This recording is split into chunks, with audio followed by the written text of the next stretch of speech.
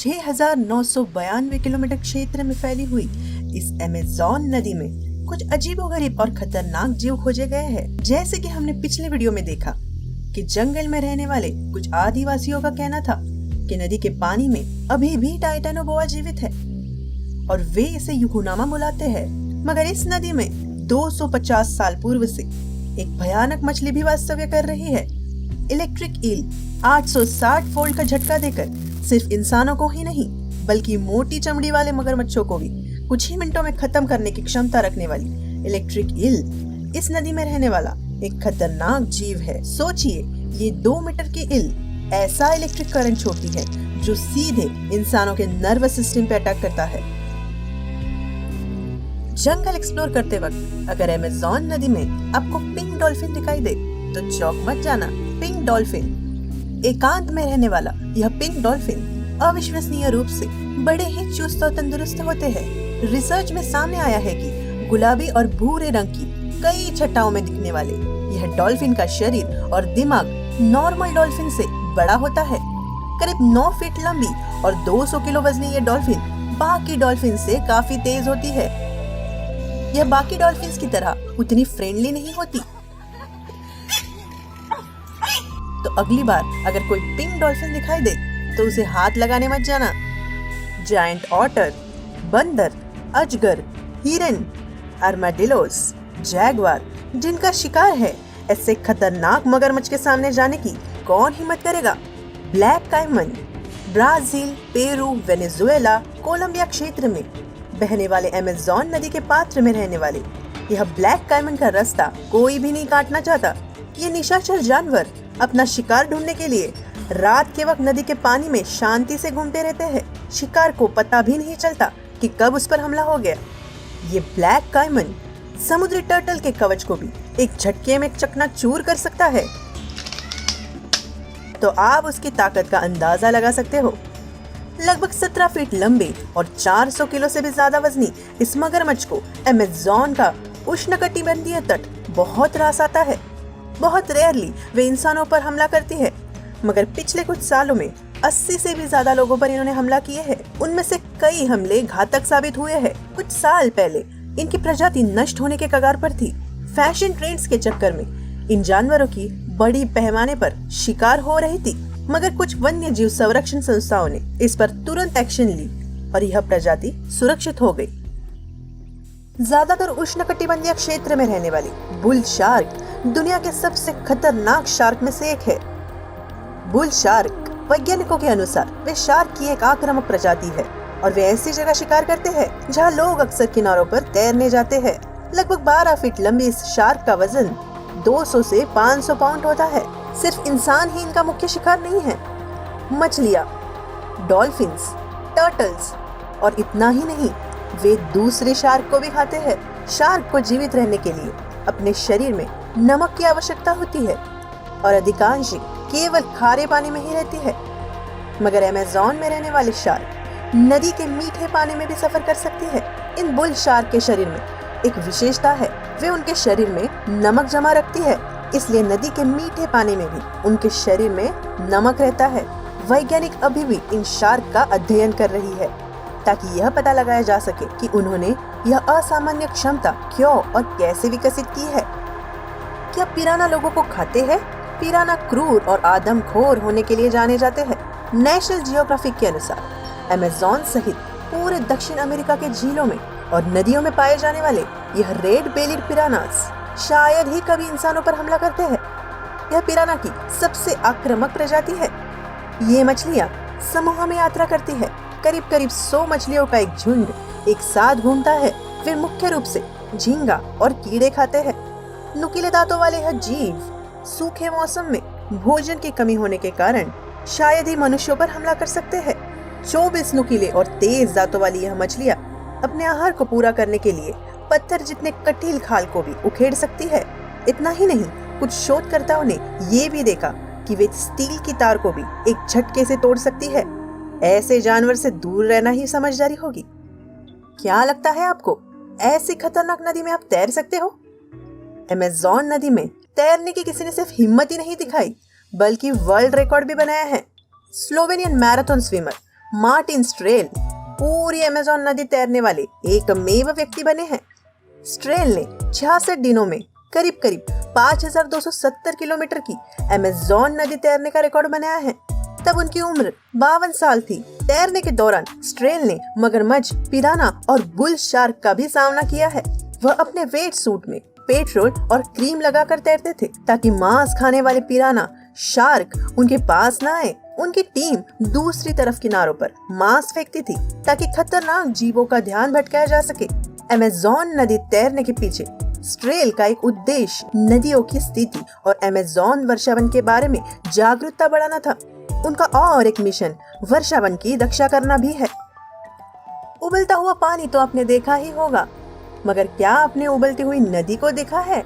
वैसे तो अमेज़न में कई अनसुलझे रहस्य है, जिनमें से एक है ये उबलती हुई नदी शनाए टिम्बिश्का, जिसे ला बोम्बा के नाम से भी जाना जाता है।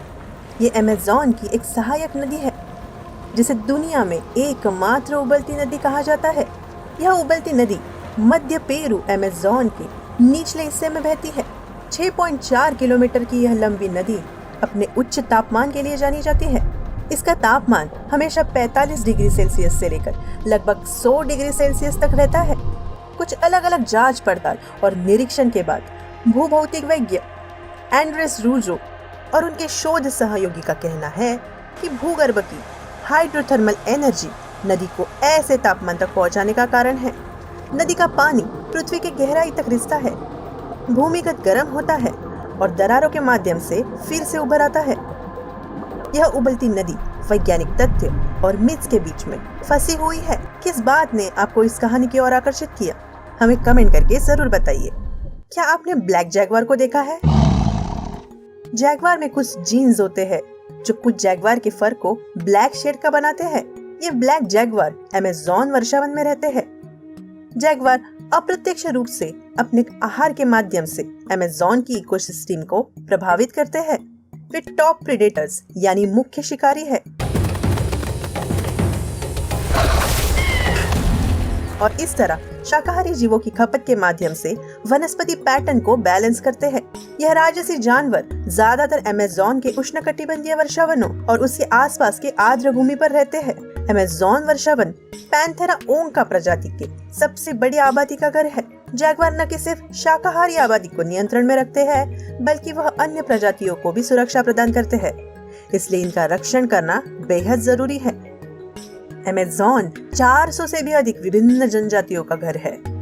उनमें से कई जनजातियां आगंतुकों का स्वागत करती है, उन्हें अपनी संस्कृति के बारे में सिखाना पसंद करती है।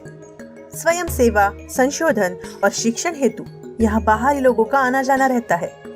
हालांकि ब्राजीलियन गवर्नमेंट ने अमेज़न का एक हिस्सा बाहरी लोगों के लिए रेस्ट्रिक्ट कर दिया है। वाले दो जवारी ये अमेज़न का अनएक्सप्लोर्ड और रेस्ट्रिक्टेड एरिया है। यह क्षेत्र लगभग 6000 निवासियों के साथ 14 विभिन्न आदिवासी जनजातियों का घर है। इस क्षेत्र का आकार ऑस्ट्रिया के आकार जितना बड़ा है। यहाँ रहने वाले लोगों की इम्यूनिटी को ठीक रखने हेतु और इलीगल बिजनेस पर रोक लगाने हेतु ब्राजीलियन गवर्नमेंट ने वाले दो जवारी एरिया को बाहरी लोगों के लिए बंद कर दिया है और सरकार इस क्षेत्र का निरीक्षण ड्रोन की सहायता से करती है। क्या अमेज़न के जंगल में इंसानों को खाने वाले पौधे मौजूद है? इस नम और छायादार वर्षावन में ये रहस्यमय उल्टे बेल के आकार के पौधे आप देख रहे हो। ये वर्षावन के मांसाहारी पौधे हैं। इन्हें पिचर प्लांट भी कहा जाता है। हाँ, ये पौधे मांस खाते हैं। हेलियम फोरा जीनस की कुल 23 प्रजातियां वर्षावन में पाई जाती है, जिनमें सन पिचर्स का भी समावेश है। यह आपको पश्चिमी ब्राजील और वेनेजुएला के वर्षावन की पहाड़ों पर दिखाई देंगे। घड़े के आकार के यह मांसाहारी पौधे कीड़े खाते हैं। वे पत्तियों का उपयोग करके कीटों को फंसाते हैं, जिन्हें पीटफॉल ट्रैप कहा जाता है, और पौधे एंजाइम्स के द्वारा इन्हें पचाते हैं।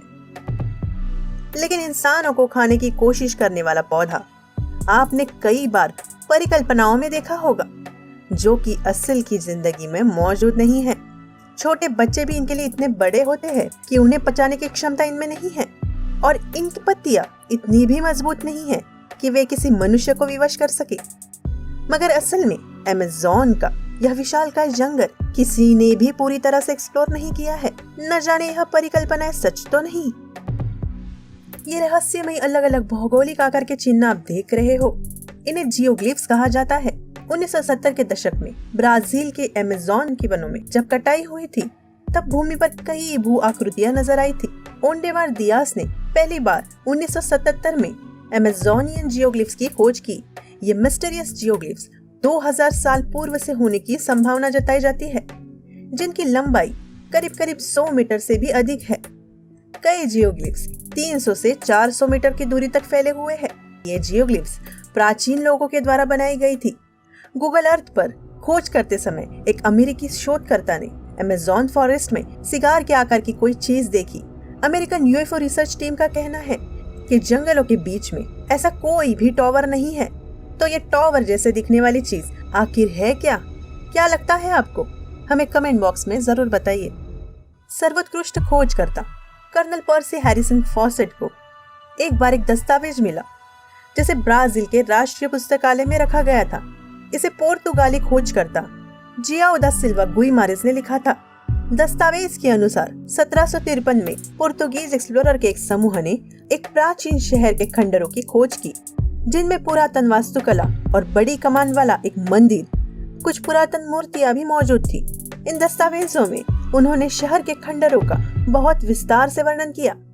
कहा जाने लगा कि वहां कुछ मौल्यवान खजाना छिपाया गया था, इसलिए उस स्थान को गोपनीय रखा गया ताकि कोई भी वहां तक पहुंच न पाए।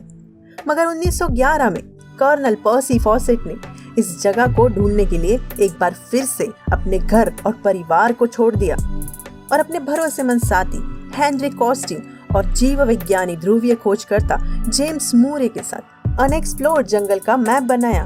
उन्होंने एक सिद्धांत भी विकसित किया। जंगल में छुपे हुए इस प्राचीन शहर के खंडर को उन्होंने जेड यानी जी नाम दिया। इसी घटना पर आधारित द लॉस्ट सिटी ऑफ जी नामक एक फिल्म भी कुछ ही साल पहले प्रदर्शित हुई। उनकी इस पूरी यात्रा में उन्होंने ट्राइब्स यानी आदिवासी प्रजातियों की भी मदद ली। इसी दौरान उन्होंने अपनी पत्नी को पत्र भी लिखा और स्थानीय लोगों के हाथों से भिजवाया। मगर खोज के दौरान अचानक से वे जंगल में गायब हो गए। शोधकर्ताओं का कहना है कि फॉसेट को आदिवासी लोगों ने कोहिकुगु नामक पुरातत्वीय स्थल के बारे में बताया था। वे इसी जानकारी से प्रभावित हुए होंगे। कर्नल फॉसेट की जंगल में अनुमानित मौत के बाद कोहिकुगु को पश्चिमी लोगों ने 1925 में खोजा था।